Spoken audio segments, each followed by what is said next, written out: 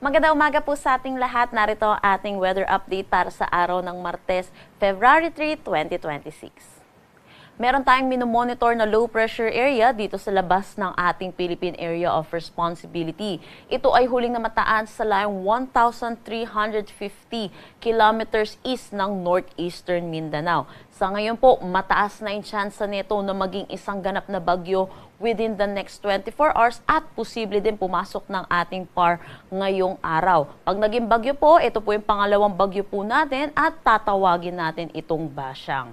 Para naman sa ating nakikitang forecast track, posible po itong kumilos west-northwest at dumaan dito sa pagitan ng Visayas at Mindanao patungo dito sa may Palawan starting Thursday o hanggang weekend po natin. So pinapaalalahanan po natin mga kababayan po natin dito sa may Visayas at Mindanao ay maghanda po tayo hinggil sa paulan na dala po nitong sama ng panahon natin dahil sa ngayon po patuloy pa rin ang pag-iral naman ng shear line dito sa may eastern section ng Visayas at Mindanao. Ito po yung mga kumpul ng kaulapan na nakikita natin ngayon dito sa may Visayas at Mindanao. Sa ngayon po, wala pa pong direktang epekto itong low pressure area natin sa anumang parte ng ating bansa.